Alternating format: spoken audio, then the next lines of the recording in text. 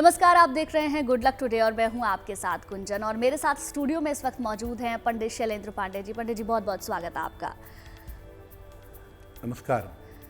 तो आज बात करेंगे महासंयोग की महानवमी की। नवरात्रि की नवमी तिथि विशेष क्यों है? इस बार की नवमी पर क्या संयोग बन रहा है? क्या है मां सिद्धिदात्री की महिमा? जानेंगे पंडित जी से, लेकिन पहले बात गुड लक मंत्र की।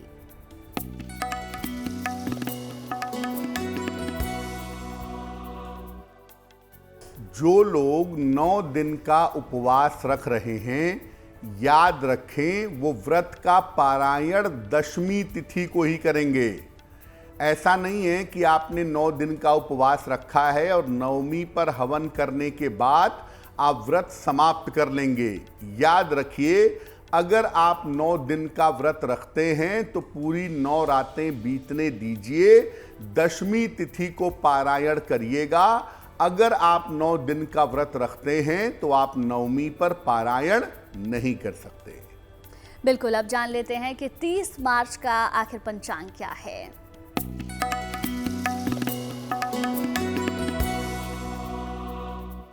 दिनांक 30 मार्च 2023, दिन बृहस्पतिवार, तिथि है चैत्र शुक्ल पक्ष की नवमी तिथि, रात के 11:30 तक। नक्षत्र है पुनर्वसु नक्षत्र, रात के 10:59 तक। चंद्रमा मिथुन राशि में संचरण कर रहे हैं शाम को 4:15 तक। राहु काल का समय दोपहर 1:30 से लगभग 3 बजे तक। दक्षिण दिशा की तरफ यात्रा करने की मनाही है, लेकिन अगर यात्रा करना जरूरी है, मजबूरी है, तो जरा सी पीली सरसों खाकर और भगवान का स्मरण करके यात्रा करेंगे तो मुश्किल से बचे रहेंगे। गुड लक मंत्र और पंचांग आपने जान लिया। अब बात कर लेते हैं कि नवरात्रि की नवमी तिथि इतनी विशेष क्यों है। देखिए, नवमी तिथि की जो स्वामिनी हैं, नवमी तिथि के जो स्वामी माने जाते हैं, वो देवी को स्वयं माना जाता है। हर तिथि के एक स्वामी देवी देवता होते हैं और नवमी तिथि की स्वामिनी स्वयं देवी हैं।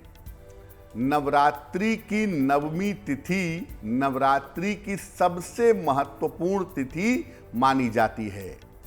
नवरात्रि की नवमी पर अगर आप पूजा उपासना करते हैं, व्रत उपवास रखते हैं, ध्यान करते हैं, तो नवरात्रि की नवमी संपूर्ण नवरात्रि का फल दे सकती है। सारे नवरात्रि का फल आपको मिल सकता है। इस दिन माता के सिद्धिदात्री स्वरूप की उपासना की जाती है, यानी हर दिन देवी के एक अलग स्वरूप की पूजा होती है और नवमी के दिन माता के सिद्धिदात्री स्वरूप की उपासना होती है। चैत्र मास की नवमी तिथि पर भगवान राम का प्राकट्य भी हुआ था, भगवान राम का जन्म भी हुआ था। इसीलिए नवमी तिथि को माता सिद्धिदात्री के साथ भगवान राम की पूजा भी की जाती है और इसको नवमी के अलावा हम राम नवमी भी कहते हैं। चैत्र शुक्ल पक्ष की नवमी तिथि पर भगवान राम का जन्म हुआ था, तो इस दिन माता सिद्धिदात्री की पूजा भी होगी और इस दिन भगवान राम की पूजा भी की जाएगी। बिल्कुल पंडित जी, आपने बताया। आपके मेल भी हम आगे लेंगे जो दर्शक हमें भेजते हैं और अपने सवाल पूछते हैं, लेकिन सबसे पहले बात कर लेते हैं मेष, वृष और मिथुन राशि के भाग्यफल के बारे में। मेष राशि, धन लाभ के बेहतर योग आपके लिए दिखाई दे रहे हैं। रुके हुए काम आपके पूरे होंगे। अपने स्वभाव का ध्यान बनाए रखें। देवी को लाल फूल अगर अर्पित करें तो आपका दिन और भी ज्यादा बेहतर होगा।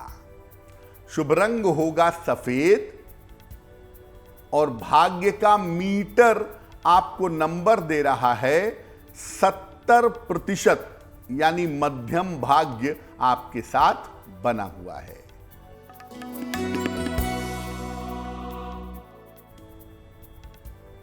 वृषभ राशि, धन लाभ के योग आपके लिए दिखाई दे रहे हैं।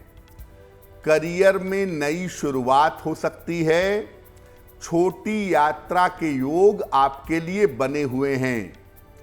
देवी को अगर सफेद फूल अर्पित करें तो आपका दिन और भी ज्यादा बेहतर होगा। शुभ रंग होगा पीला और भाग्य का मीटर आपको नंबर दे रहा है 75%। उत्तम भाग्य आपके साथ बना हुआ है।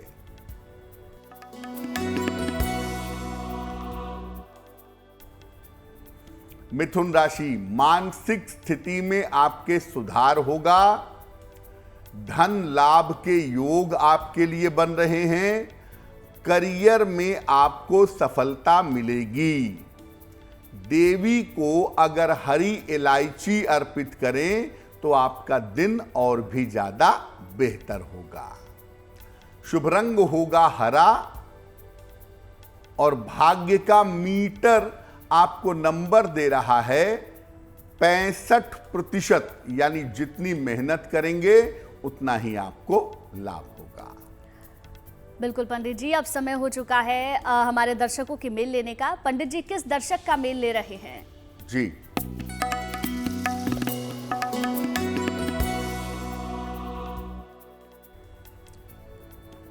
आज का जो पहला प्रश्न है वो देविका जी ने हमें लिखा है और देविका जी हमें गुजरात से मेल लिखती हैं।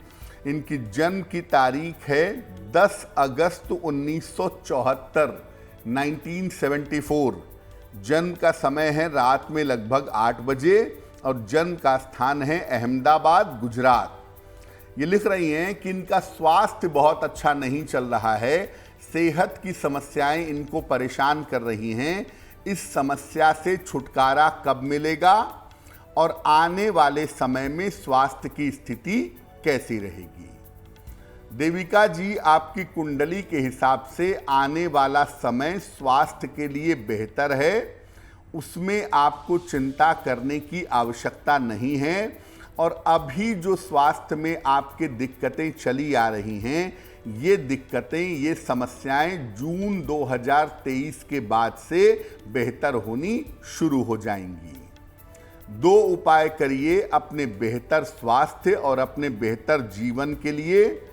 एक पन्ना बनवा के पहनिए, लगभग 6 से 8 रत्ती का पन्ना, चांदी की अंगूठी में, दाहिने हाथ की सबसे छोटी उंगली में, बुधवार की शाम को एक पन्ना बनवा के पहने। दूसरा काम करें, सुबह और शाम दोनों समय 108 बार शनि मंत्र का जप करें। ओम शं शनैश्चराय नमः। इस मंत्र का सुबह शाम जप करें, पन्ना पहने, आपकी मुश्किलें हल हो जाएंगी। बिल्कुल, देविका जी को क्या करना चाहिए ये तो पंडित जी ने बता दिया, लेकिन आप भी अगर कुछ पूछना चाहते हैं तो आप भी हमें मेल कर सकते हैं। हमारी ईमेल आईडी आपकी स्क्रीन पर फ्लैश हो रही है। चलिए अब बात कर लेते हैं अपने विषय पर। इस बार की नवमी पर क्या संयोग बन रहा है? देखिए, राम नवमी का जो मामला है, राम नवमी का संयोग अपने आप में वैसे ही महाशुभ संयोग है। भगवान राम का जन्मोत्सव, उनके जन्म की तिथि अपने आप में बहुत ज्यादा शुभ मानी जाती है। लेकिन इस बार नवमी तिथि पर कुछ खास बात भी है। इस बार नवमी तिथि पर बृहस्पतिवार भी है और पुनर्वसु नक्षत्र भी है। पुनर्वसु नक्षत्र बहुत महत्वपूर्ण होता है भगवान राम के सिलसिले में, क्योंकि भगवान राम का जो जन्म नक्षत्र माना जाता है वो पुनर्वसु नक्षत्र माना जाता है। इसलिए इस बार राम नवमी पर भगवान राम के जन्म नक्षत्र का संयोग भी बन गया है। यानी इस बार रामनवमी पर वही नक्षत्र होगा जो भगवान राम के जन्म के समय था। इस संयोग के कारण इस दिन की गई पूजा उपासना विशेष रूप से लाभकारी होगी। यानी अगर आप इस बार की रामनवमी पर पूजा उपासना करते हैं, ध्यान करते हैं, मंत्र जप करते हैं, तो उसके फायदे आपको विशेष रूप से प्राप्त होंगे। इस दिन की गई प्रार्थना निश्चित रूप से स्वीकृत होगी। यानी अगर आप कोई प्रार्थना करना चाहते हैं, ईश्वर तक अपनी कोई बात पहुंचाना चाहते हैं, तो इस बार के रामनवमी पर आप ऐसा बिल्कुल कर सकते हैं। और साथ ही साथ रामनवमी एक बड़ा पावन दिन है, इसलिए रामनवमी पर आप नए वस्त्र भी पहन सकते हैं, नए रत्न धारण कर सकते हैं और थोड़ा सा पंचांग देख करके नए काम भी कर सकते हैं। नवरात्रि का मामला है। अगर इस महासंयोग पर आप दान करें, किसी निर्धन व्यक्ति की सहायता करें, किसी निर्धन व्यक्ति को अन्न का, वस्त्र का, धन का दान करें, तो ये और भी ज्यादा शुभ होगा। तो रामनवमी पर क्या शुभ संयोग बन रहा है, ये हमारे दर्शकों ने भी जान लिया। अब बात करते हैं कर्क, सिंह और कन्या राशि फल के भाग्य फल की। पंडित जी, कैसा रहेगा इनका आने वाला दिन? कर्क राशि, बेवजह की चिंता आपको मानसिक रूप से परेशान कर सकती है। धन के लेन देन में थोड़ी सावधानी बनाए रखिएगा। हालांकि किसी मित्र की सहायता से आपको लाभ होगा। देवी के मंत्र का अगर जप करें, ओम दुंग दुर्गाय नमः, तो इस मंत्र जप से आपकी मुश्किलें काफी हद तक कम हो जाएंगी। शुभ रंग होगा क्रीम और भाग्य का मीटर आपको नंबर दे रहा है 65%। यानी जितनी मेहनत करेंगे उतना ही आपको लाभ होगा।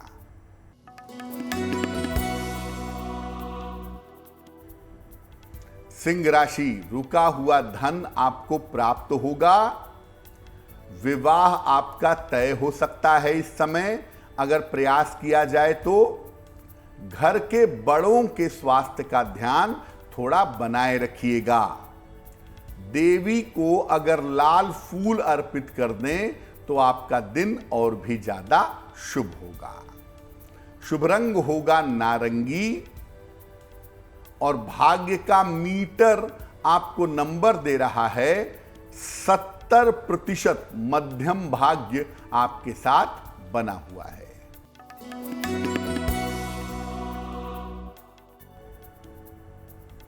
कन्या राशि, आर्थिक स्थिति में आपके सुधार होगा। रुके हुए काम आपके पूरे होंगे। संतान पक्ष की उन्नति होती दिखाई दे रही है। देवी को अगर हरा फल अर्पित कर दें तो आपका दिन और भी ज्यादा बेहतर होगा। शुभ रंग होगा पीला और भाग्य का मीटर आपको नंबर दे रहा है 75%। उत्तम भाग्य आपके साथ बना हुआ है। बिल्कुल, चलिए अब समय हो चुका है ईमेल लेने का। पंडित जी, आप किसका सवाल ले रहे हैं? जी,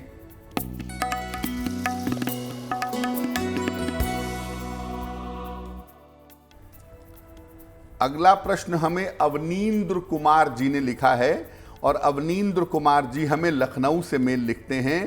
इनकी जन्म की तारीख है 9 फरवरी 1988, 1988। जन्म का समय है सुबह के अर्ली मॉर्निंग 4 बजे और जन्म स्थान है लखनऊ। अवनींद्र जी पूछ रहे हैं कि मेरे विवाह होने का योग कब है, मेरा विवाह कब होगा और मेरा वैवाहिक जीवन कैसा रहेगा। अवनींद्र जी, आपकी कुंडली के हिसाब से आपके विवाह होने की जो संभावना है वो इसी साल बनती है। इस साल के अंत में नवंबर दिसंबर 2023 में आपके विवाह होने के प्रबल योग कुंडली में दिखाई दे रहे हैं। दूसरी बात यह है कि जब भी विवाह करिएगा कुंडली मिला करके सोच समझ के निर्णय लीजिएगा, क्योंकि वैवाहिक जीवन बहुत अच्छा दिखाई नहीं दे रहा है और उसमें थोड़ी दिक्कतें हो सकती हैं। इसलिए कुंडली मिला करके सोच समझ करके निर्णय लेंगे तो आपके लिए बेहतर होगा। अब आपका विवाह शीघ्र हो और वैवाहिक जीवन आपका अच्छा बना रहे, इसके लिए आप एक ओपल बनवा के पहनिए। लगभग 10-12 रत्ती का ओपल चांदी की अंगूठी में, दाहिने हाथ की तर्जनी उंगली में, शुक्रवार की शाम को ओपल बनवा के धारण करें। सुबह और शाम दोनों समय 108 बार नमः शिवाय का जप करें तो आपके लिए बहुत अच्छा रहेगा। बिल्कुल पंडित जी, आपने बताया। और हमारे जो दर्शक इस वक्त हमें अपनी टेलीविजन स्क्रीन पर देख रहे हैं, अगर उनका कोई सवाल है और वो कोई सवाल पंडित जी से पूछना चाहते हैं तो वो हमें मेल कर सकते हैं। हमारी ईमेल आईडी आपकी टीवी स्क्रीन पर फ्लैश हो रही है। पंडित जी से आप जानते हैं कि कौन है माँ सिद्धिदात्री और क्या है इनकी महिमा। जैसा कि आपको पहले बताया कि नवरात्रि के 9वें दिन माता के सिद्धिदात्री स्वरूप की पूजा होती है और उसी दिन भगवान राम की पूजा भी होती है। तो नवरात्रि के 9वें दिन माता सिद्धिदात्री की पूजा होती है और इनकी पूजा उपासना करने से समस्त प्रकार की मनोकामनाएं पूरी होती हैं। हर तरह की मनोकामनाएं पूरी होती हैं, क्योंकि ऐसा माना जाता है कि नव दुर्गा के जो बाकी 8 स्वरूप हैं वो स्वरूप इनके अंदर हैं। इसलिए नवमी तिथि पर माता सिद्धिदात्री की पूजा विशेष होती है। नवमी के दिन अगर केवल माता सिद्धिदात्री की पूजा कर ली जाए तो व्यक्ति को संपूर्ण देवियों की पूजा का फल मिल सकता है या मिल जाता है। हो सकता है कि नवरात्रि में बाकी तिथियों पर आप पूजा न कर पाए हों, उपासना न हो पाई हो। ऐसी स्थिति में अगर आप नवमी तिथि पर माता सिद्धिदात्री की पूजा करते हैं तो समस्त देवियों की पूजा का फल आपको मिल सकता है। इस दिन कमल के फूल पर बैठी हुई माता सिद्धिदात्री का ध्यान करना चाहिए और देवी को विभिन्न प्रकार के अलग अलग प्रकार के सुगंधित फूल अर्पित करने चाहिए। नवमी के दिन माता को भोग लगाया जाता है शहद का, तो नवमी के दिन माता को शहद अर्पित करें और इस दिन दुर्गा सप्तशती का पाठ करें, कवच का पाठ करें, कीलक का पाठ करें और अर्गला का पाठ करें। वो आपके लिए लाभकारी होगा। अब हो सकता है कि एक दिन में आप पूरी दुर्गा सप्तशती न पढ़ पाएं। ऐसी स्थिति में आप दुर्गा सप्तशती के पहले अध्याय का पाठ करिए।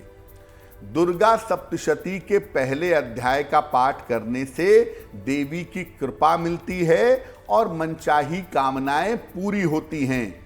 इसीलिए आप कोशिश करें कि दुर्गा सप्तशती के पहले अध्याय का पाठ जरूर करें और अपनी सुरक्षा के लिए, अपनी रक्षा के लिए अगर आप देवी कवच का पाठ करें तो वो आपके लिए बहुत ज्यादा शुभ होगा।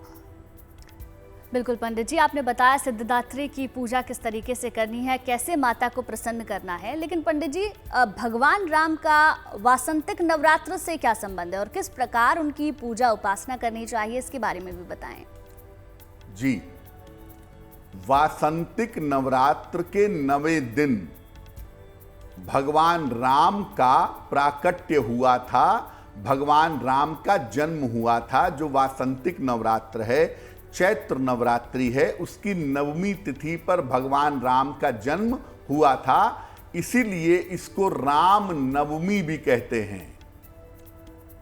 मध्य दोपहर में कर्क लग्न में पुनर्वसु नक्षत्र में भगवान राम का जन्म हुआ था।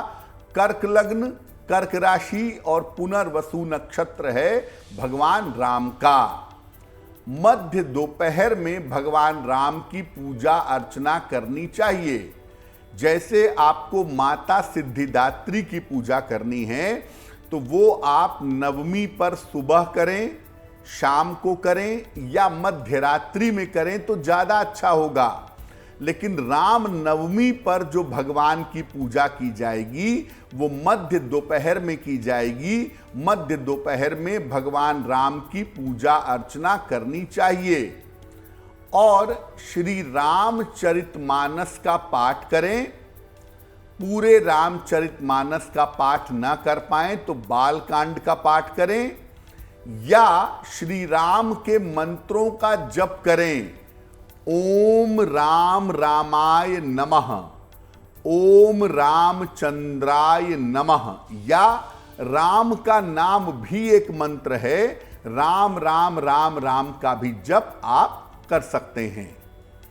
जिन महिलाओं को संतान उत्पत्ति में बाधा आ रही है, ऐसी महिलाएं भगवान राम के बाल रूप की आराधना करें, बाल स्वरूप की आराधना करें तो संतान की प्राप्ति सहज संभव होगी। जैसे आप कृष्ण जन्माष्टमी का पर्व मनाते हैं, भगवान कृष्ण का जन्म कराते हैं, उन्हें स्नान करा के झूला झुलाते हैं, वैसे ही बिल्कुल भगवान राम का जन्मोत्सव भी मनाया जाएगा।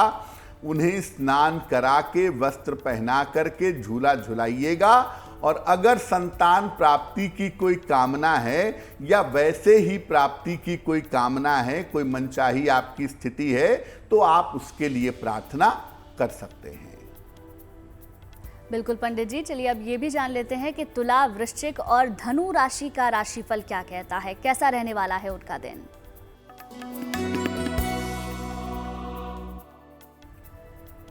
तुला राशि, स्वास्थ्य आपका अच्छा होता जाएगा। स्वास्थ्य की मुश्किलें हल होंगी। काम में आपको सफलता मिलेगी। धन की स्थिति में आपके सुधार होता दिख रहा है। मां दुर्गा को अगर सुगंध अर्पित करें, देवी को सुगंध अर्पित करें तो आपका दिन और भी ज्यादा बेहतर होगा। शुभ रंग होगा नीला और भाग्य का मीटर आपको नंबर दे रहा है 75%। उत्तम भाग्य आपके साथ बना हुआ है।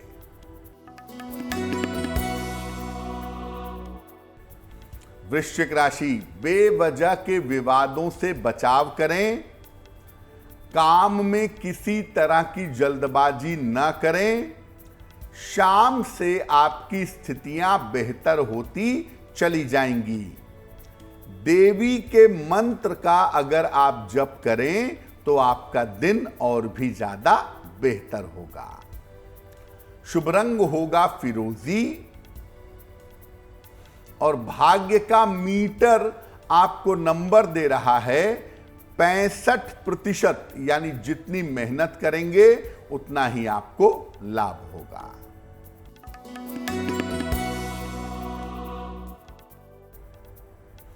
धनु राशि, काम टालने से बचाव करिए। कोई शुभ सूचना इस समय आपको मिल सकती है। अपने पारिवारिक जीवन का थोड़ा सा ध्यान बनाए रखिए। देवी को पीले फूल अर्पित करें तो आपका दिन और भी ज्यादा बेहतर होगा। शुभ रंग होगा पीला और भाग्य का मीटर आपको नंबर दे रहा है 70%। मध्यम भाग्य आपके साथ बना हुआ है। तो हमने जान लिया कि धनु राशि के जातकों का कैसा रहने वाला है दिन। पंडित जी एक और मेल ले लेते हैं जी। किसका सवाल अब आप ले रहे हैं? जी,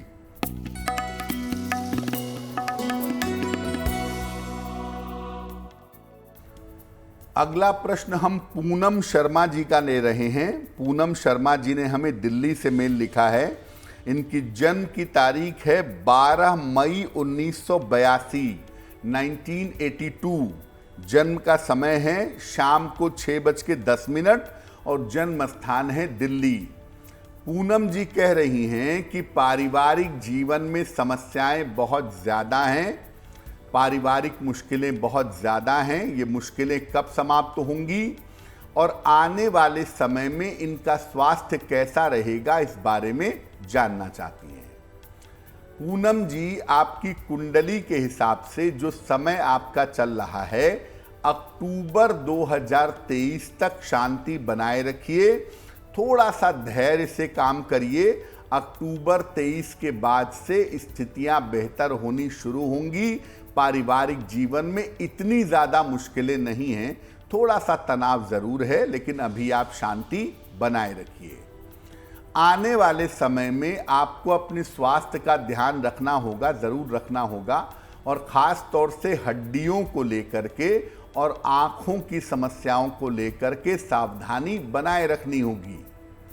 2 उपाय करिए आपके अपने करियर के लिए और अपने बेहतर स्वास्थ्य के लिए और अपने पारिवारिक जीवन के लिए।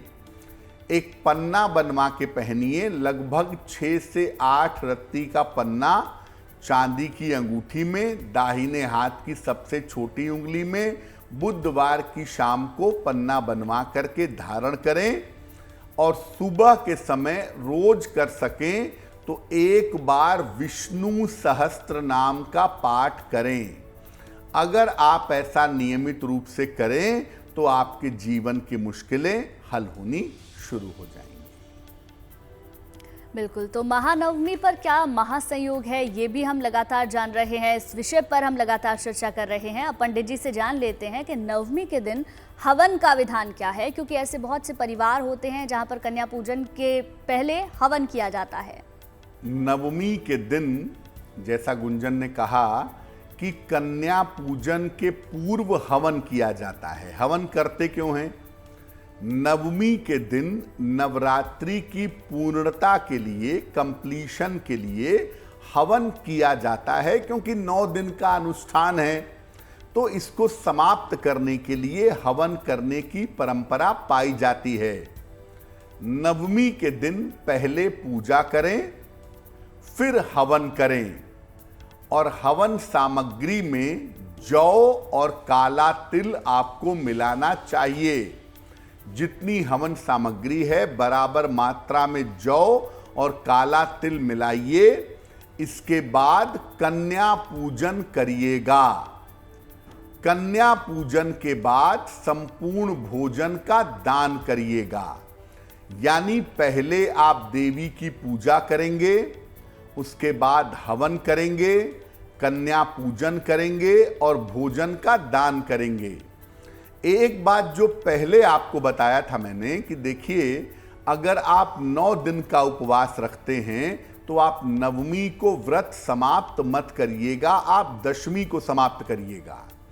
और अगर आप पहली और 8वीं तिथि को व्रत रखते हैं, पहली और अष्टमी को व्रत रखते हैं, तब आप नवमी पर अपने व्रत को समाप्त कर सकते हैं।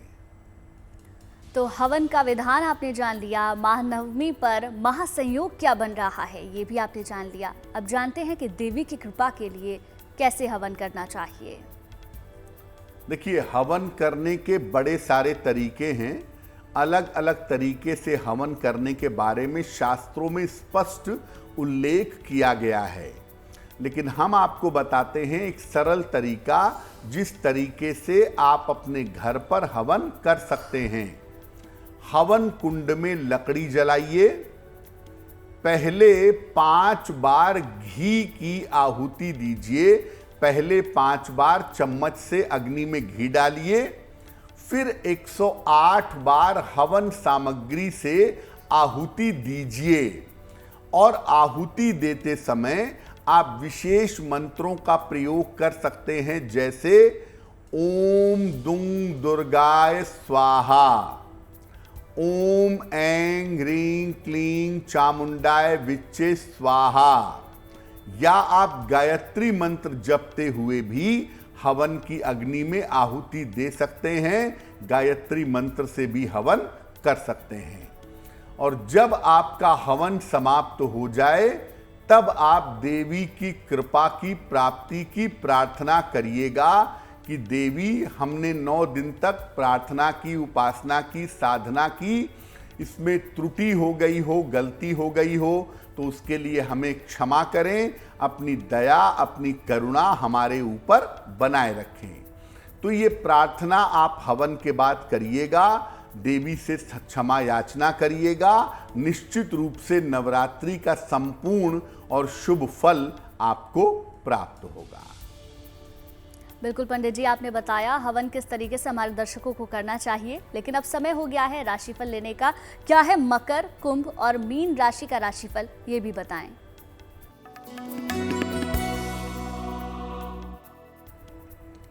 मकर राशि, आर्थिक स्थिति आपकी उत्तम बनी रहेगी, पैसे की दिक्कत दूर होगी, पारिवारिक समस्याएं आपकी हल होंगी, करियर में लाभ के योग आपके लिए बन रहे हैं।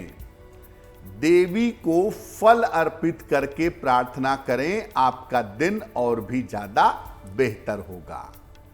शुभ रंग होगा लाल और भाग्य का मीटर आपको नंबर दे रहा है 70%। मध्यम भाग्य आपके साथ बना हुआ है।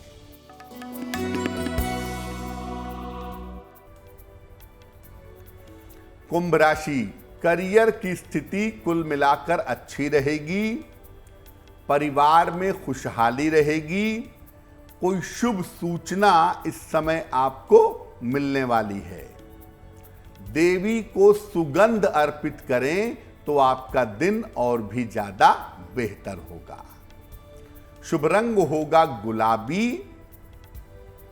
और भाग्य का मीटर आपको नंबर दे रहा है 75%। उत्तम भाग्य आपके साथ बना हुआ है।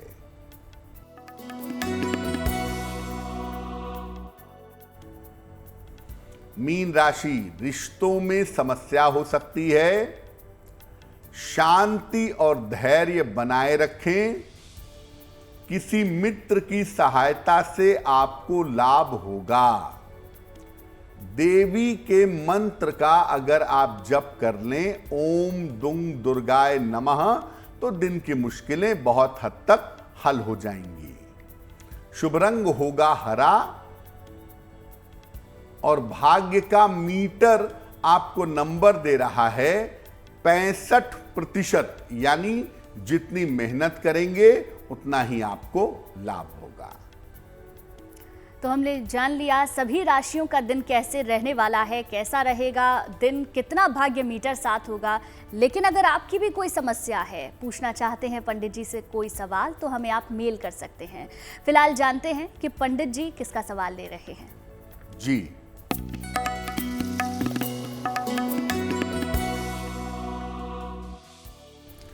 आज का अंतिम प्रश्न जो है वो सुमन लता जी ने हमें लिखा है। पटना बिहार से लिखती हैं। इनकी जन्म की तारीख है 9 जुलाई 1989, 1989। जन्म का समय है 6:50 शाम को और जन्म का स्थान है पटना। सुमन जी पूछ रही हैं कि स्वास्थ्य की समस्याएं बहुत हैं, लगातार परेशान कर रही हैं। एक समस्या समाप्त होती है, दूसरी शुरू हो जाती है और स्वास्थ्य में सुधार नहीं हो पा रहा है लंबे समय से। तो इसको बेहतर करने के लिए मैं क्या करूं? सुमन जी, आपकी कुंडली के हिसाब से आपकी बहुत सारी समस्या मानसिक भी है, पारिवारिक जीवन बहुत अच्छा नहीं है, मन बहुत अच्छा नहीं है। तो मन की चिंताएं, मन के तनाव और मन की समस्याएं आपको परेशान कर रही हैं। एक बात तो यह है कि अभी थोड़ा सा इंतजार करिए फरवरी 2024 तक का, तब तक अपने स्वास्थ्य का ध्यान रखिए। फरवरी 24 के बाद से पूरी तरह से सुधार होना शुरू हो जाएगा, पहली बात। दूसरी बात यह है कि आपकी कुंडली के हिसाब से कोई गंभीर बीमारी होने की संभावना कुंडली में नहीं बनती है। तो आप चिंता बिल्कुल ना करें। 2 उपाय करें।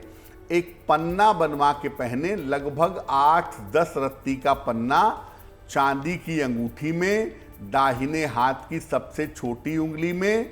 बुधवार की शाम को पन्ना पहनने से आपको लाभ होगा। और दूसरा काम करें, सुबह और शाम दोनों समय नमः शिवाय का जप करें। जितना ज्यादा से ज्यादा आप भगवान शिव की पूजा करेंगी, उतना ज्यादा से ज्यादा आपको लाभ होगा। बिल्कुल पंडित जी, अब समय हो चुका है उनके बारे में जानने का, जिनका जन्मदिन 30 मार्च को है। हम सबकी तरफ से जन्मदिन की शुभकामनाएं उन सभी लोगों को जिनका जन्मदिन 30 तारीख को आता है। पंडित जी, कैसा रहेगा इनका आने वाला साल, ये भी बताएं।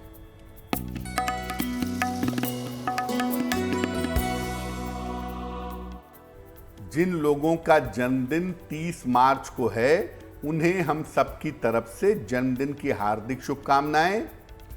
आने वाले वर्ष में आपके स्वास्थ्य की समस्याएं निश्चित रूप से दूर होंगी। संपत्ति और वाहन का लाभ होगा। शिक्षा और प्रतियोगिता की सफलता में इस साल थोड़ा विलंब हो सकता है। इस साल करियर के निर्णयों में आपको सावधानी बनाए रखनी होगी। क्या करेंगे? पूरे साल भर बृहस्पति देव के मंत्रों का अगर जप करें, ओम ब्रीम बृहस्पतये नमः, अगर इस मंत्र का जप करें तो आपके लिए बहुत शुभ रहेगा। बिल्कुल, चलिए अब जानते हैं आज की जिज्ञासा, त्राटक क्या होता है। देखिए, त्राटक एक विशेष आध्यात्मिक प्रक्रिया है। कोई बिंदु बना करके उस पर नेत्र को, आंखों को एकाग्र करना, इसको त्राटक कहते हैं। जैसे मोमबत्ती जलाकर भी बहुत सारे लोग उसकी लौ के बीच में लंबे समय तक देखने का प्रयास करते हैं, इसे भी त्राटक कहते हैं। ये एक वैज्ञानिक और आध्यात्मिक प्रक्रिया है, लेकिन त्राटक का अभ्यास बिना किसी गुरु के निर्देशन के ना करें। किसी गुरु के निर्देशन में अगर करें तो त्राटक करने से बहुत सारे विशेष फायदे आपको हो सकते हैं। पंडित जी, चलिए अब बात कर लेते हैं आज के शुभ पहर की। शुभ पहर क्या रहने वाला है?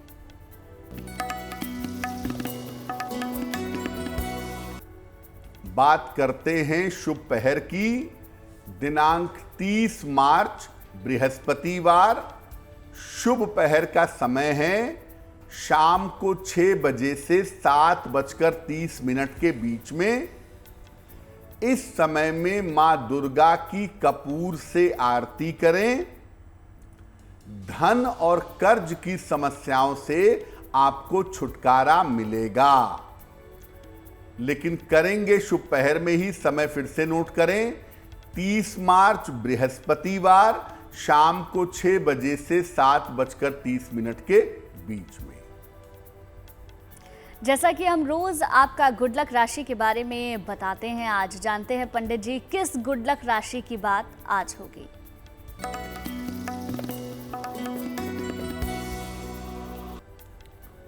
गुड लक राशि में हम आपको बता रहे हैं आजकल कि अलग अलग राशि के लोगों को किस उम्र में धन मिलता है। आज जिस राशि के बारे में बताएंगे वो गुड लक राशि है मिथुन। उम्र के 27, 36, 45 और 57, 27, 36, 45 और 57वें साल में धन के आगमन की प्रबल संभावनाएं बनती हैं। पिता के पक्ष से और स्वयं की मेहनत से इनको धन मिलता रहता है। इनको नियमित रूप से हनुमान जी को सिंदूर चढ़ा करके प्रार्थना करनी चाहिए, उससे इनको लाभ होता है और धन की प्राप्ति होती रहती है। बिल्कुल, हम पहुंच चुके हैं कार्यक्रम के अंत में और अब ये भी जान लेते हैं कि महा उपाय क्या रहने वाला है। अगर उत्तम संतान प्राप्त करने की इच्छा है तो क्या उपाय कर सकते हैं?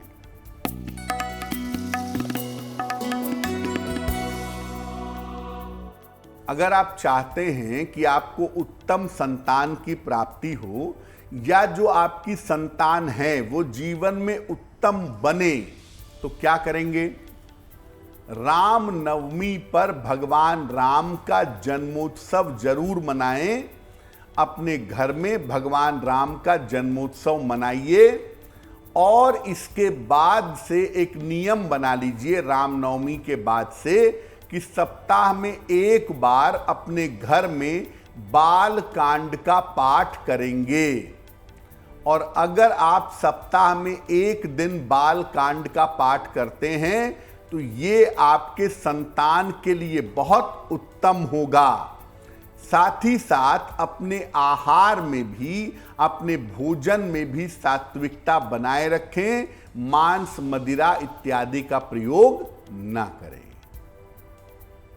तो पंडित जी, आपने बताया किस तरीके से हमारे दर्शकों को पूजा करनी चाहिए नवरात्रि के इन दिनों में और क्या महासंयोग है और कैसे इस महासंयोग का हमारे दर्शक लाभ उठा सकते हैं। उसके लिए बहुत बहुत शुक्रिया आपका। धन्यवाद। और गुड लक टुडे पर इसी तरीके से आप देखते रहिए कैसे पूजा की विधि करनी है और क्या पड़ रहा है हर एक दिन का आपकी राशि पर असर। लगातार देखते रहिए गुड न्यूज़ टुडे।